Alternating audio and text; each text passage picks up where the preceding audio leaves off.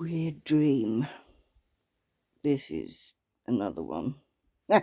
This one's a doozy. Okay, now I was walking. It's two dreams. First dream, I was in some kind of strange wooded area, and there were two young people there, but they were like the stupid bullies you used to get. Best way to describe them, they're very much like the bullies in Hocus Pocus, the fat one and the blonde one. And they were trying to bully me, and I was having none of it. And I punched one in the face, and he went down, the skinny one. And the big one, I just knocked him out from underneath his feet with my own feet, and they both went down. And the next thing I knew was I was on my back with these two idiots. And then I went blacked out for a minute or so, and then I come back, and I was just in this very strange, what they were wearing, which I didn't describe, which was like a black and what they call neon coloured shell suit, but it was massive, like really baggy. And we had to go and feed. I was a vampire now. I don't know how I got to be a vampire, but we had to go and feed. And but I'd still had a lot of me in there that I didn't want people to get hurt. So when they started going towards people, I tried my damnedest and always managed to get the people away before they could do anything.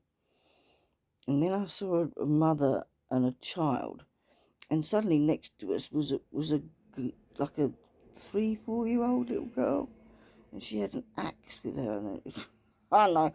And I said to the others, "Who's she?" "Oh, I don't know."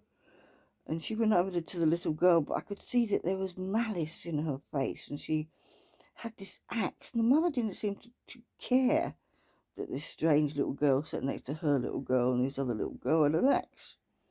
And I shouted out to the woman, "Watch out for that little girl, she seems dangerous." Well, yeah, she's got an axe in her hand.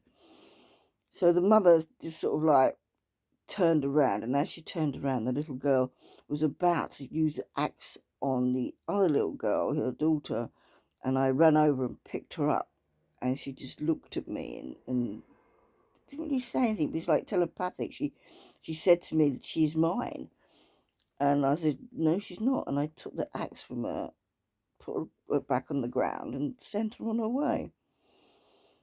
And then the two bullies just turned around and said, "Well, what'd you do that for?" I said, "Because I could, and I did, and I wanted to." And they went, "Oh, okay."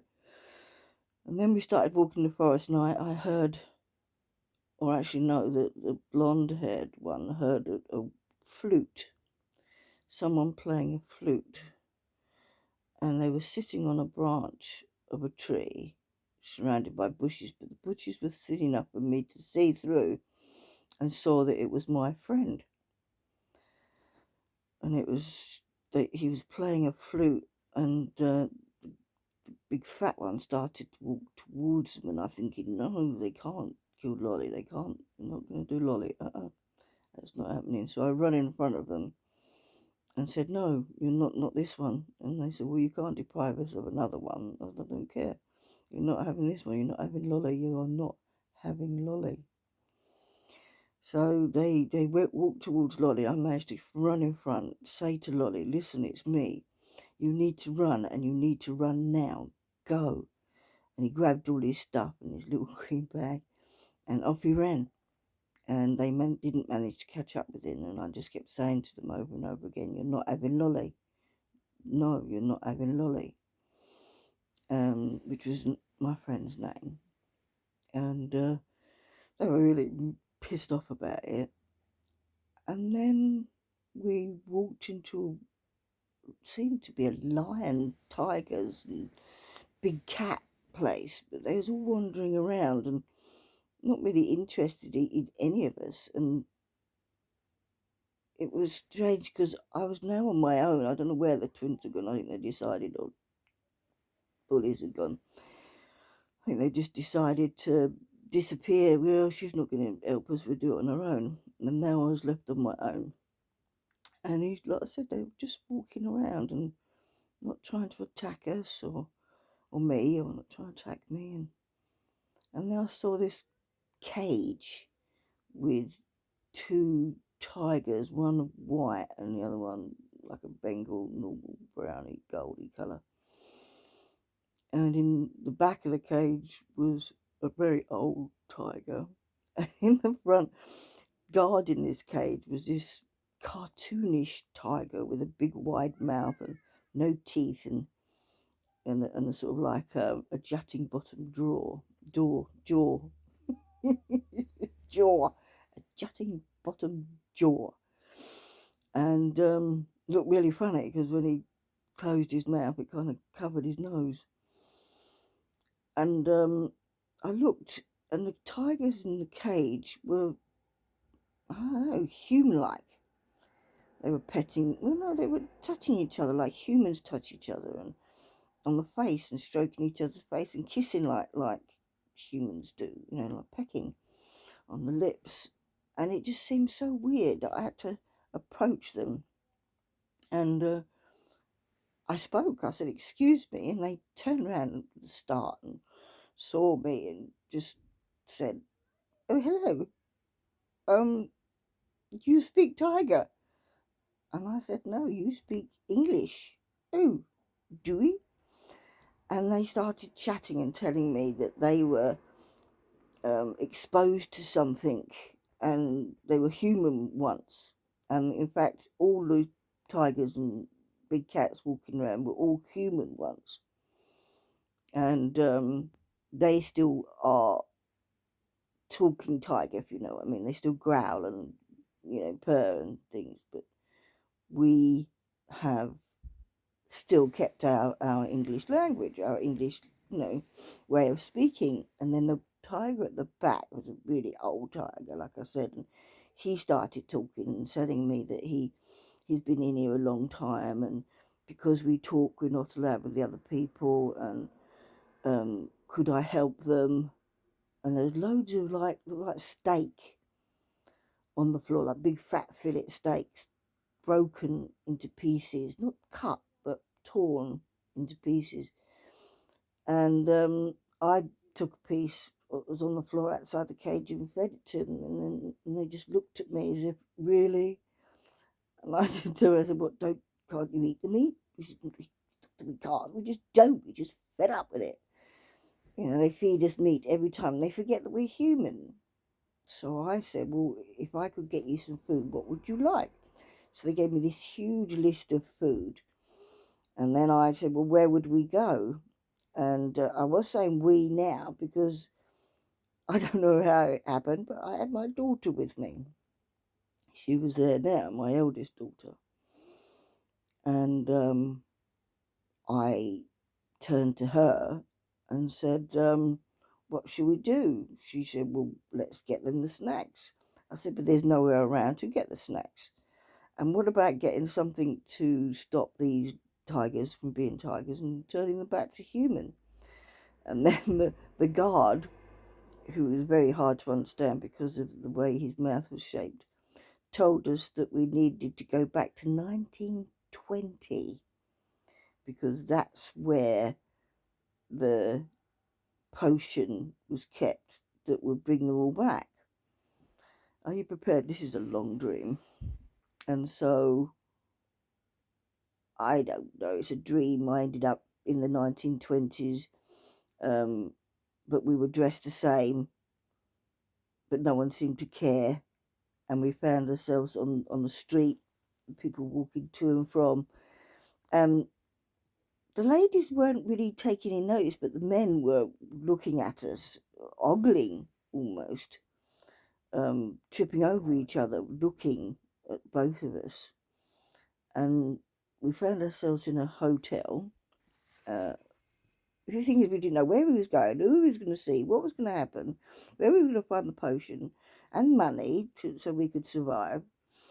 So we walked into this hotel area, spoke to the man at the counter, and he gestured us to a table. There we sat, and then this gentleman came over to us and introduced himself, and we introduced ourselves, and he asked if we could sit down, and we please, and we gestured for him to sit down. Then he started to talk to us and just telling us about who he was, and and then we started to tell him what we knew, and he seemed to know what we were talking about. He said, yes, it's been happening a lot, but it was only the tigers and cats that were going missing. All the other animals stayed here, but a lot of them still talk, especially the horses. But nobody knows unless you actually talk to them. So I said, well, how are we going to get the potion and the food to take back to the tigers? And he said, well, you're going to need a horse and trap, some money. So he said, don't worry, I'll get it all to you. And it must have been sitting there for quite a while. We had some wine to drink or whatever it was, I don't know, in little small glasses. And then this gentleman, who was obviously a worker there, like a waiter, came over with some paperwork and a big purse of money and some notes, like really old notes. We were grateful, and he said they were from Mr. So-and-so, and we took them and we put them on the table. And then we noticed outside there was the horses in the trap, so we went outside, got into them, had no idea where we were going, and I just said to the horses, I have no idea where we're going, you might know, if you do, start taking us, but we've got to get there in a hurry. And the horses turned around and went, no problem. Off we went.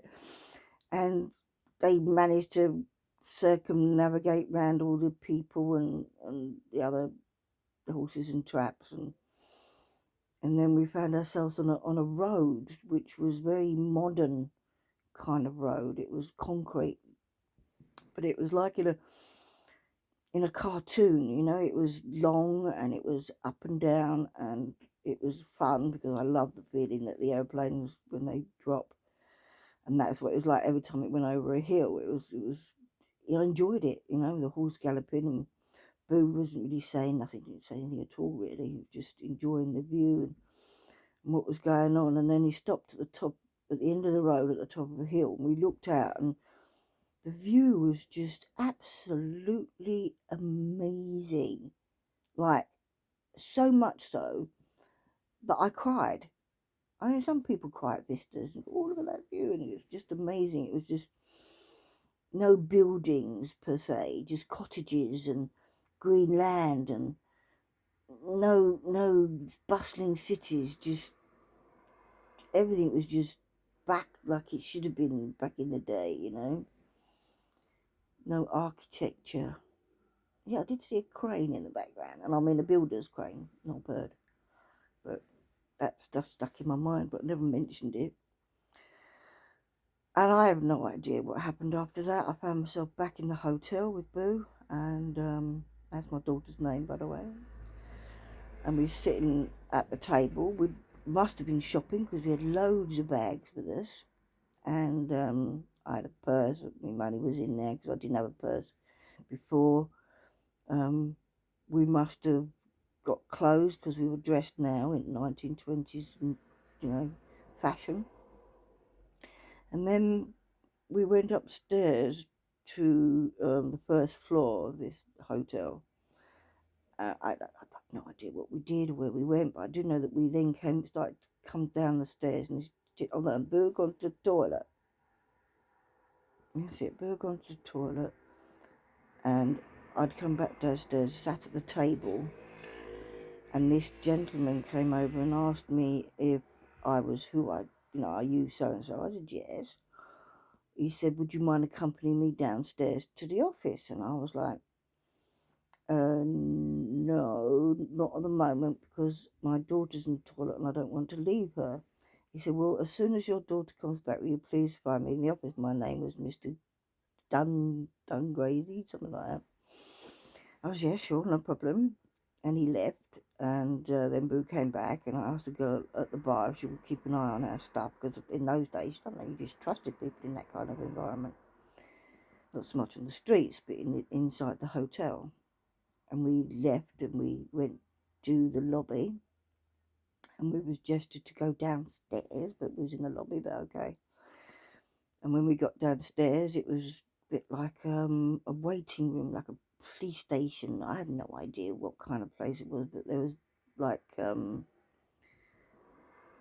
big telephone boxes that were made wood, and you could sit 3 people in there at a squeeze. And there was a young girl sitting in one corner, and we were gesturing to the other corner, and there, we sat, and it was a bit like inside a car on a sunny day. It was just getting hotter and hotter, and there was no cool air coming in from anywhere. So I just pushed the door open, and she said, well, you're not allowed to do that. I said, I don't care.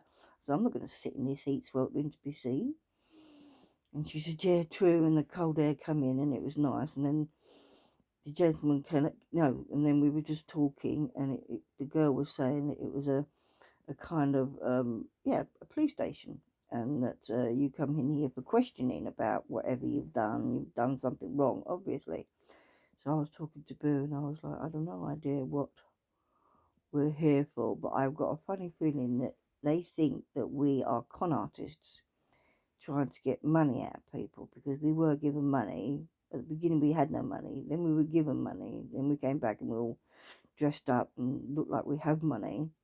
So I think that's what it's going to be. So we sat there waiting, and then I woke up. Yep, I woke up. And I remember all my dreams. And this is the first time I've ever recorded them. And that's what I'm going to do from now on. I'm going to record my dreams.